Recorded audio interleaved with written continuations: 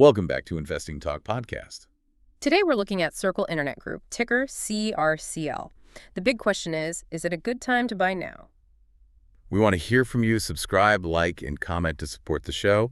And if there's a specific company you want us to look into, leave it in the comments below.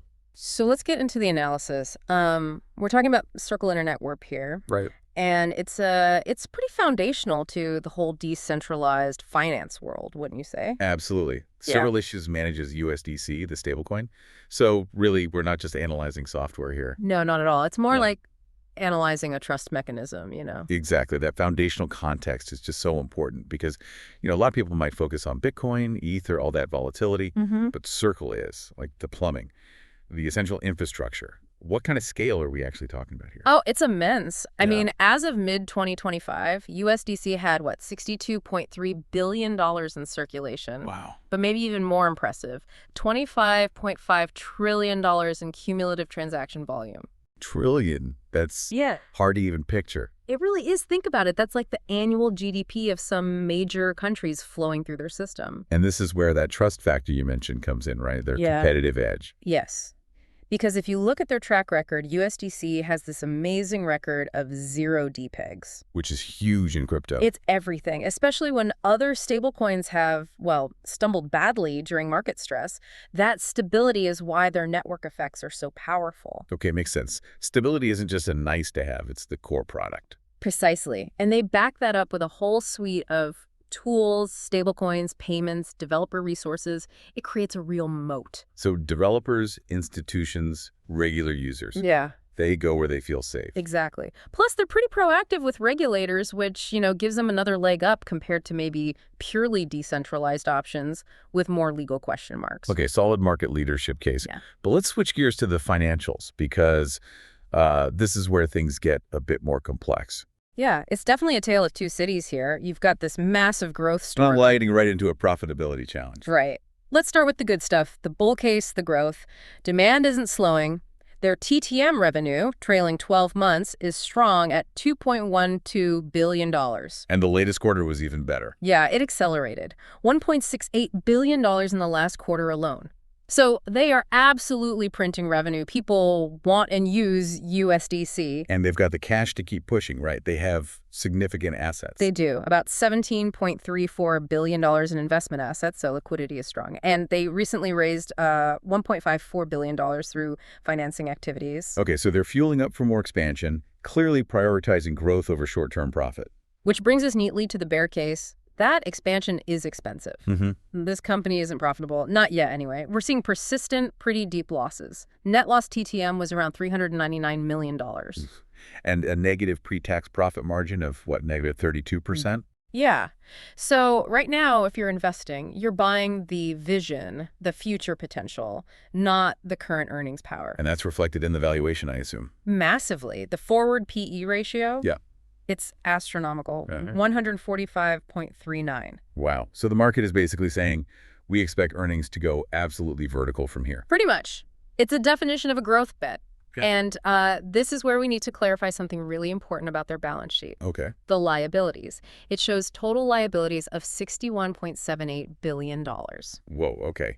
$61 billion. That sounds alarming. It does, right? For a normal company, that signals huge debt, maybe bankruptcy risk. But for a stablecoin issuer, It's different. it's completely different. You have to remember how stablecoins work. They need reserves to back the token. So that liability is an operational debt? Mostly no. The vast, vast majority of that $61.78 billion isn't bank loans or anything like that. It's the actual cash and equivalents they hold to back every single USDC coin out there. Okay, that reframes it completely. So the risk isn't the size of the liability. Correct. It's whether they manage those reserves properly and, crucially, whether the operations become profitable. The real risk is the ongoing negative operating margin. Got it. Can they control costs? Can they actually turn that huge revenue into profit? That's the execution challenge. Exactly. That's the long-term hurdle, not the headline liability number itself. All right, so we've laid out that fundamental tension, massive growth versus those operational losses. Let's look at the chart. How is the market actually pricing all this drama right now? Well, the stock's trading around $131.51, and it's really consolidating. Meaning it's stuck in a range. Pretty much.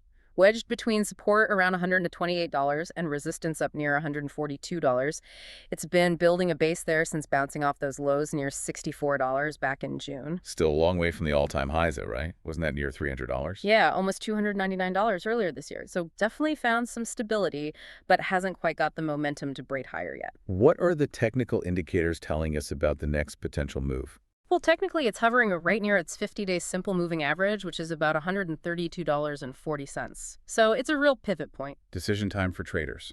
Could be. And what's interesting is the RSI, the Relative Strength Index, the 14-day RSI is down at 35.61. Okay, for listeners maybe not deep into technicals, what does 35 generally signal? It's leaning towards neutral to oversold. Basically, the stock isn't overheated. So potentially primed for a bounce if some good news hits. Potentially, yes. And we know there's high volatility in this name, lots of trading interest, which just magnifies the impact of any news catalyst. Okay, given that setup, let's talk targets. If a positive catalyst does land, where could CRCL realistically go? Well, the analyst consensus target is around $161.83. That's, a decent 23% upside from here. Not bad. But if you look at more aggressive scenarios, especially tied to positive events, some see a potential move way up towards $241.37. That's a 77% jump. By when? The idea there is maybe by the end of November if momentum really builds into earnings. It's aggressive, obviously. So a more realistic range for the next, say, 3 months might be tighter. Yeah. Between that $128 support and resistance, around $180. Yeah, that seems like a more probable trading range in the near term, barring major news. Which brings us perfectly to catalysts. What events are coming up that could actually move this stock? The big one. The absolute crucial date is November 12th, 2025. That's Q3 earnings. All eyes on that report. Absolutely. The market needs to see one of two things, really. Either continued super strong revenue growth or clear proof they're getting costs under control and narrowing those big losses. Progress on profitability. Okay. Beyond earnings, any other dates or events to watch? Institutional stuff. Yeah, a couple things. December 9th, there's potential ETF rebalancing. If CRCL gets weighted up in key indexes, that could drive passive buying. Then in January 2026, we get the institutional disclosures. We'll see which big funds we're buying or selling in Q4. That can be a strong sentiment indicator. And the elephant in the room for anything crypto-related?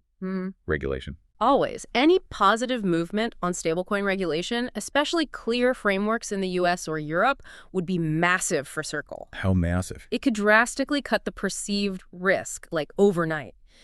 That kind of clarity could easily lead to a stock re-rating, maybe even overshadowing the current profitability concerns. We've also seen some positive news snippets recently, haven't we? Building some momentum, maybe? Yeah, definitely some positive developments in Q4. Wells Fargo initiated coverage. That's a big institutional nod. What rating did they give? Overweight strong buy with the $160 price target.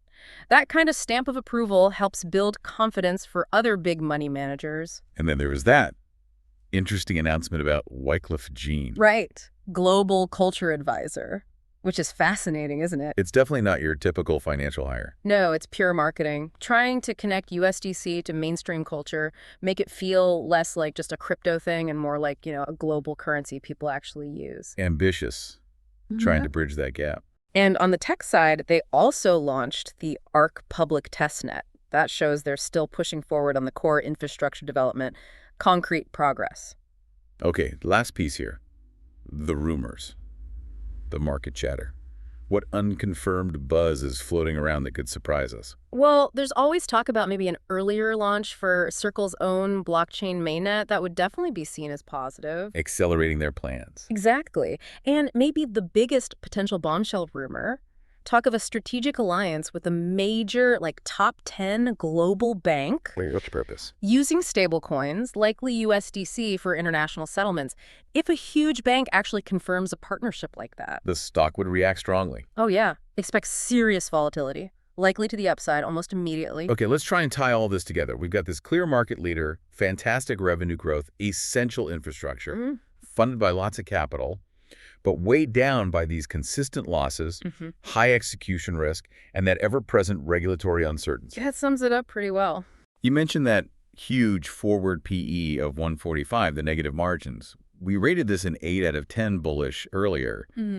Is that really justified given those risks? Or is it maybe mistaking potential for, actual investment safety right now? That is absolutely the right question. And look, the 810 bullish rating isn't about safety today. It can't be. It's about the potential upside. Exactly. It's about asymmetric upside. We have to acknowledge the primary risk is execution, getting those costs down, finding profitability. It's huge. Yeah. But the valuation, while high, could be justified if you believe two core things. First, that stablecoins are basically inevitable for global finance. Okay. And second, that Circle's track record, that zero depeg stability, gives them a lasting competitive advantage, a structural lead. So the investment case really hinges on that growth leadership, the USDC brand recognition. And this cluster of near-term catalysts, especially that Nov 12 earnings report, potentially driving the stock higher. Okay. So who is this really for then?